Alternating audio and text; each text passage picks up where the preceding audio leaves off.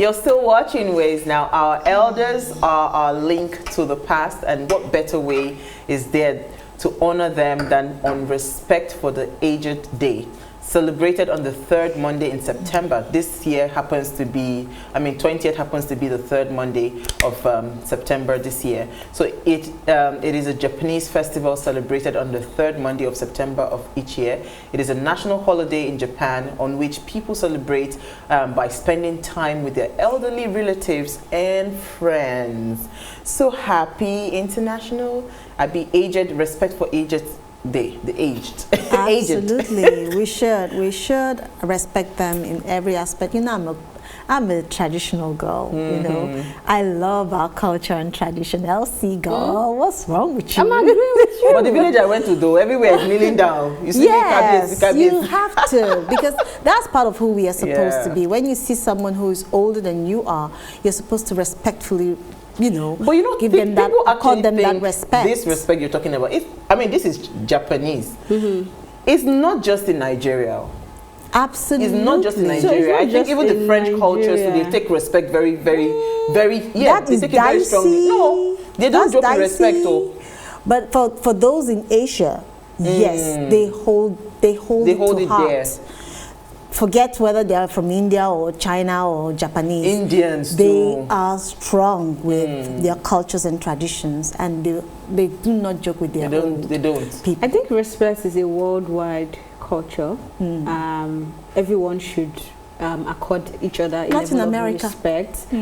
Because you're saying not in America because you have an idea of what respect should be, and that idea is what I think is even our problem. No, not should be. It's one of our problems in Nigeria. When you're talking of respect, it tells you, oh, to us here it is, don't question your leaders, don't question your elders. And that is where a lot of people, maybe that's not what you think it is, but that is the reason that your president will be offended if you're asking him questions as a leader of your country. That's even though you ask the questions of course, that's the reason the governor would be offended if you question him about the policies of the state is running.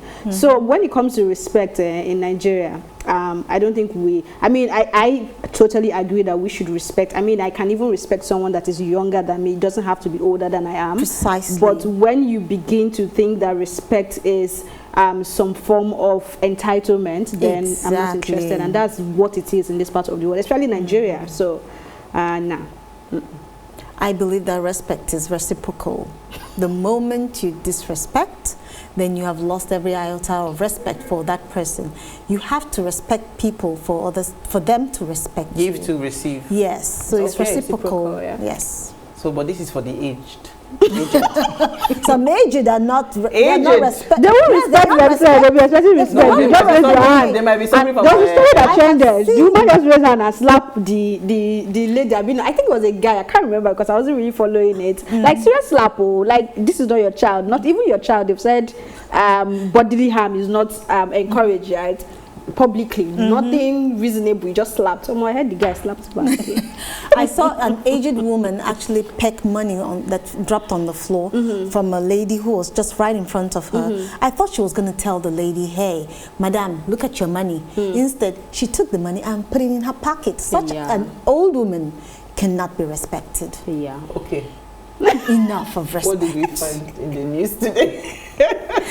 Okay, let me go first. Sokoto shuts down telecommunication network in 14 local government area out of 23 in the state as part of the efforts to check banditry. The governor announced this measure on Monday today in an interview with Voice of America Hausa Services, stating that approval was secured from the Minister of Communication and Digital Economy, Issa Pantami. He said the affected council areas are the most vulnerable to bandits attacks in the states. Recall that Zamfara and Katsina did same thing, I think, a few days ago.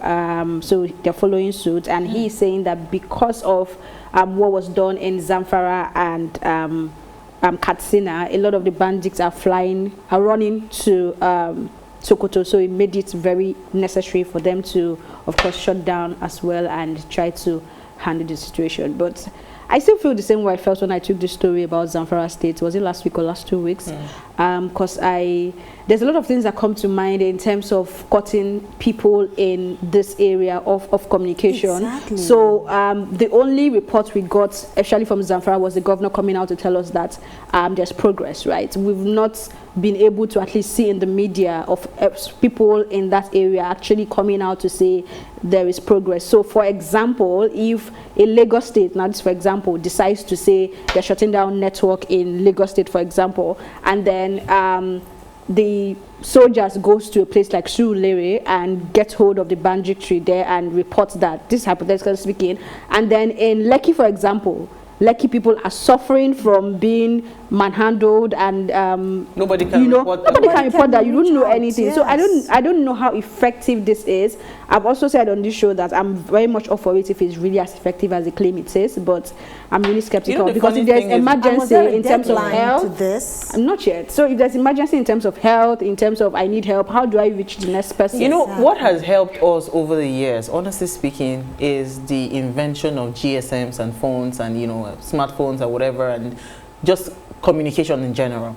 I remember many years ago, before you go to school, they would pray. It's a letter you send, you know. So I don't understand why a strategy would be to shut down communication. Communication has always been in a sense that, you know, there can be a robbery happening right here.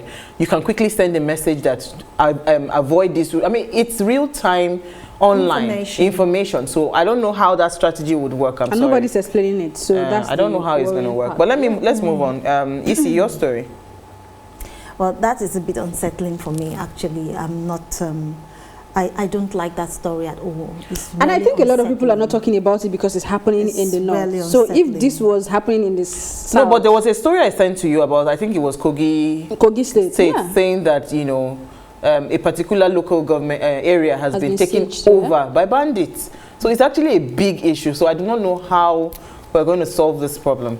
Well, my story is a sequel to the last story I took last week, actually, on the fact that we had gunmen or IPOB invading a school and putting a hold on or telling the students to stop writing the West African examination, certification examination in Imo State. So the story is, like I said, is a sequel, and it says FG to reconsider Southeast candidates who missed that exam. So currently what they're working on is the fact that the Ministry of Education has assured that candidates who missed the 2021 West African Senior School Certificate examinations in the Southeast will be given another opportunity to write the examination. For me, I don't know if they're going to give them another set of questions, basically.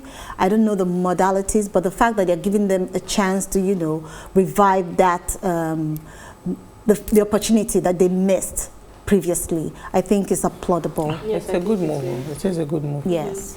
All right, so my story is also a follow-up from what you guys took on Friday. Dollar hits 575. 2 days after AbokiFX suspend their updates on their website.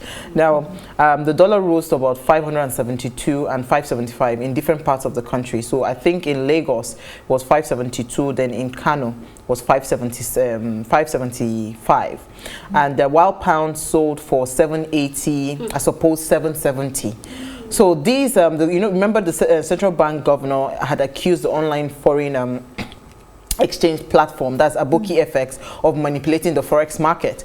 So he had said that they would shut down the operations, which he described as illegal. So subsequently, FX, that's AbokiFX, said in a statement on Friday that they would no longer publish exchange rates for now and hoped that the naira would stabilize. Hey, so Aboki now, FX now said that, because people were wondering, okay, where do they even get their ratings from? So AbokiFX said that they get all their information from Bureau de Change operators in Lagos. That's how that's where they get their information to update on their website. So this is actually going to be interesting because we don't even know where the dollar is going to now. It's sad, really, because I think this is one of the saddest stories I came across over the weekend. This is aside the death of the former deputy CBN governor. Because I don't understand. Is the CBN trying to say that one man, in the name of Sheung, is he Onigbinde or what? The man that owns AbokiFX now is stronger and has more influence on the dollar the entire CBN than CBN itself. It is worrisome, and I don't know how we got to this point. If you watch that press conference, then you probably be more irritated as to how he was saying, "Oh, come and fight me."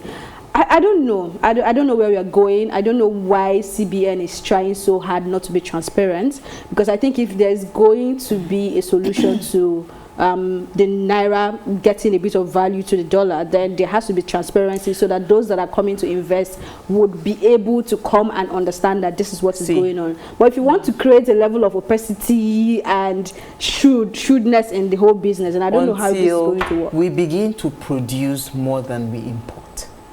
There's even a scarcity of dollar, which is that's my problem. So you see, forex does not just, you don't just earn forex like that. See, until we get to that point where Nigeria, everything we still import, most of the things we import. For goodness sake, how do you expect your economy to grow? Yeah, I mean, I understand where you're coming from, but I don't think that is the only problem right now, because we did not just start importing. Big problem. You know why? Because the demand for dollar would really crash, because you wouldn't need to import anything. You understand? If you're producing locally. But let's take a break. We're discussing cross-carpeting. Abi? Yes, we'll be right back.